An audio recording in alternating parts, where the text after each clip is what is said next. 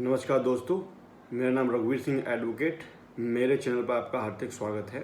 इस वीडियो के माध्यम से मैं ये बताना चाहूँगा कि जो नए अधिवक्ता न्यूली एडवोकेट इनरोल हुए हैं, जिनको ऑल इंडिया बार का एग्ज़ाम देना है, वो इस वीडियो के माध्यम से जानेंगे कि कैसे एक ही बार में आप ऑल इंडिया बार एग्ज़ाम पास कर लेंगे। बहुत ही साधारण और बहुत ही अच्छे तरीके से, बगैर किसी प्रेशर के, बगैर किसी ट्यूशन के, बगैर किसी टीचिंग के, केवल अंडरस्टैंडिंग से ही आप उसको पास कर जाएंगे। बहुत बड़ी चीज़ नहीं है। वैसे तो मार्केट में आपने देखा होगा बहुत सारे कोर्स चल रहे हैं जो ये कोर्स करा रहे हैं आजकल, और लोग उसे ज्वाइन भी करते हैं। बेसिकली आप एक एडवोकेट हैं, अगर आप ये ऑल इंडिया बार एग्ज़ाम में बैठ रहे हैं तो इसमें कोई कहने वाली या शक वाली कोई बात नहीं है। आपने स्टेट बार में इनरोल कराया होगा एज एन एडवोकेट, उसके बाद इसके लिए आप एलिजिबल हैं देने के लिए। होता क्या है, एक आपके पास एडवोकेट आइडेंटिटी कार्ड होगा जो कि प्रोविजनली उस पर लिखा होगा provisionally identity card for 2 year. Date होगी उस पर, वो वैलिड अप टू जो डेट होगी वो 2 ईयर होगी। तो पहली बात तो यह है कि 2 साल में ही इसको पास करना क्या ज़रूरी है या नहीं है, ऐसा कुछ नहीं है। आप अब इसमें लिमिटेशन हटा दी गई है कि आप 2 साल में ही करेंगे या उसके बाद भी आप कर सकते हैं। बहुत सारे बच्चे ऐसे हैं जो बैठ ही नहीं पाते, या बहुत सारे बच्चे ऐसे हैं जो फेल हो जाते हैं। इसमें ये कभी ना समझें कि आप आराम से या सब लोग फेल हो जाएंगे। ये ऑल इंडिया बार का एक रिजल्ट है कि इसमें भी 30% बच्चे फेल हो जाते हैं। ये जो भी एग्ज़ाम है ये ओपन बेर एक्ट है। लोग कहते हैं ओपन बुक नहीं होता, ओपन बेर एक्ट होता है। बुक में और बेर एक्ट में आप एडवोकेट हैं, आप अच्छे समझ रहे होंगे। मैं बहुत सारी चीज़ें ऐसी हैं जो आपको एक्सप्लेन नहीं करूँगा, क्योंकि ये पब्लिक के हिसाब से ना करके मैं एडवोकेट आप जो भी देख रहे हैं उस हिसाब से ही मैं इसको वीडियो को शूट कर रहा हूँ।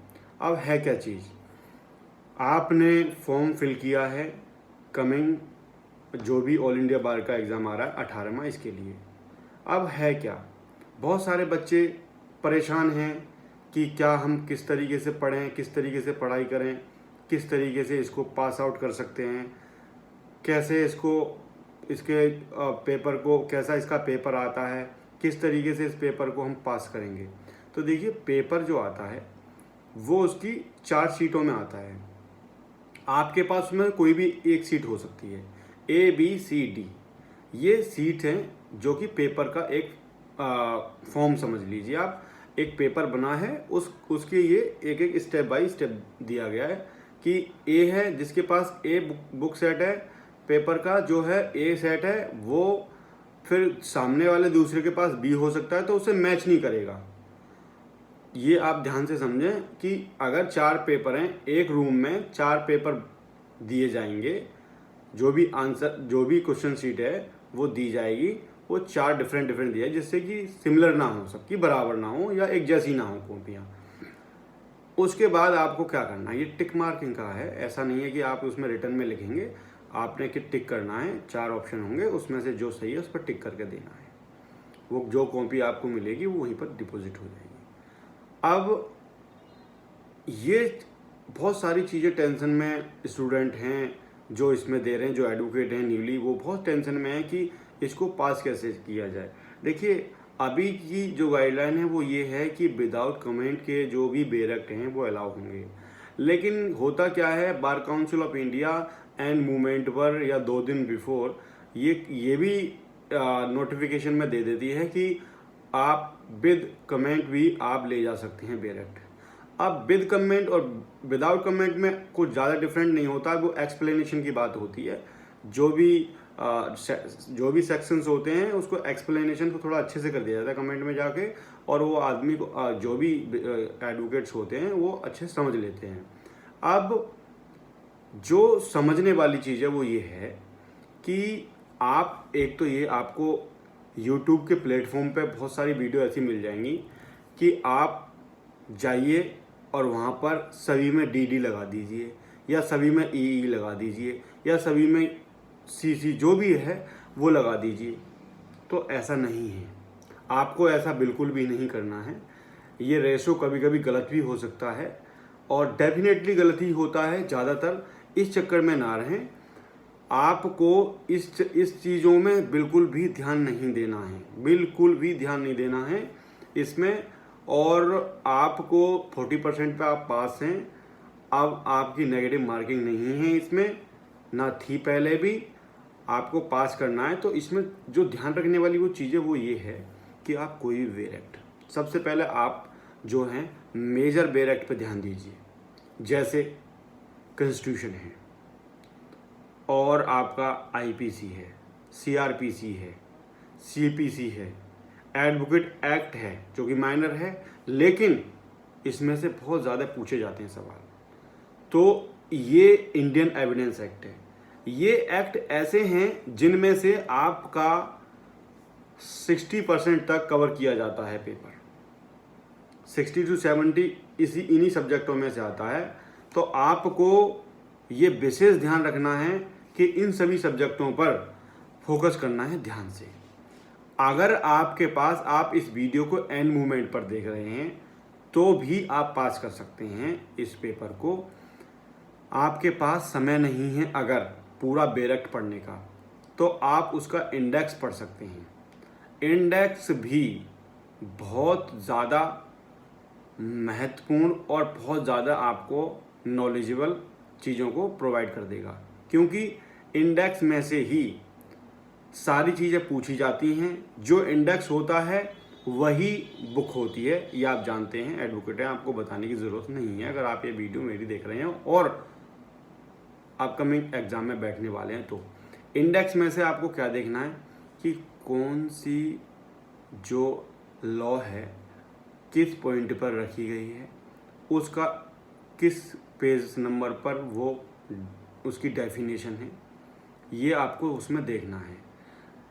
जब आप ये जान जाएंगे कि आईपीसी आपने पढ़ लिया और ये पता लग गया कि 498A कहाँ पर है, आपने मर्डर का केस अगर पढ़ा हो तो मर्डर की सेक्शन कहाँ है, पेज नंबर कहाँ है, आपने 376 पढ़ा हो, रेप केसेस कहाँ हैं, आपने सेक्सुअल हरासमेंट पढ़ा हो वो कहाँ है, तो आपको ये पता लग जाएगा कि ये मैंने वहाँ पढ़ा हुआ है और ये उस पेज पर है। आपको जाके डायरेक्टली उस पेज पे जाना है और उस पर देख के डेफिनेशन किस में है, कौन से पॉइंट में क्या दिया है, उसके बाद उसको टिक कर देना है। बहुत बड़ी चीज़ें नहीं हैं अगर आपने पढ़ा है तो। कॉन्स्टिट्यूशन आप पढ़ेंगे, उसका इंडेक्स देखेंगे, स्टेट पावर, इमरजेंसी पावर, बहुत सारी चीज़ें हैं उसमें, फंडामेंटल राइट्स हैं और बहुत सारे राइट्स हैं, जो भी चीज़ें हैं, एक्सप्लेनेशन है, एजुकेशन है। जब आप कॉन्स्टिट्यूशन पढ़ेंगे, उसका इंडेक्स पढ़ेंगे, आपको ये चीज़ें पता लग जाएंगी कि ये जो लॉ है वो कहाँ से ली गई है।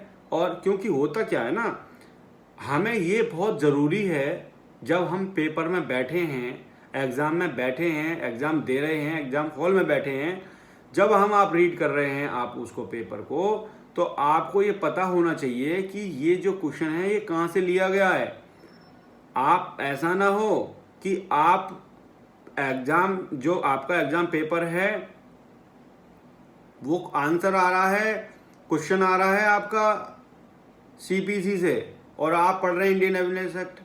ऐसा बिल्कुल नहीं है, क्योंकि आप जब पढ़ेंगे, जब अपने बेरेक्ट को पढ़ेंगे, उस बेरेक्ट में जब इंडेक्स पढ़ लेंगे आपको ये चीज़ों का पता लग जाएगा कि जो ये क्वेश्चन है ये कहाँ से लिया गया है। जैसे ही आप ये बात पता लग जाएगी, आपको उसको बेरेक्ट को लेना है और उस बेरेक्ट को लेने के बाद ओपन करना है। ओपन करने के बाद इंडेक्स देखना है, इंडेक्स के बाद पेज नंबर देखना, पेज नंबर पर देखते ही आपको टिक कर देना है। इसमें कोई घबराने वाली बात नहीं है, लेकिन बिल्कुल भी ऐसा ना हो कि आप सीरियस ना लें, इसको सीरियस लें। 30% बच्चे इसमें भी फेल होते हैं।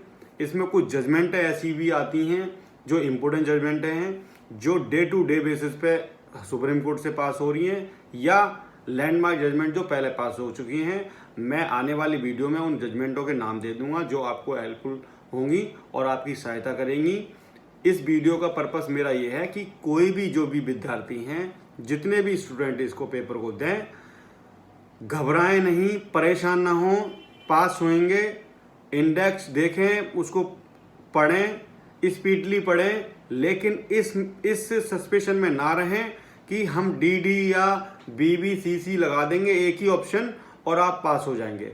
ऐसा नहीं है। डेफिनेटली थोड़ी सी मेहनत करने की ज़रूरत है और आप पास हो जाएंगे। कोई भी क्वेरी है इस रिगार्डिंग, तो किसी भी तरह की कोई समस्या है, मुझे कमेंट सेक्शन में आके बता सकते हैं। मैं उस समस्या का, जो उस प्रॉब्लम का डेफिनेटली आपका आंसर दूंगा और जो भी हेल्प होगी वो हेल्प करूंगा। जय हिंद, जय भारत।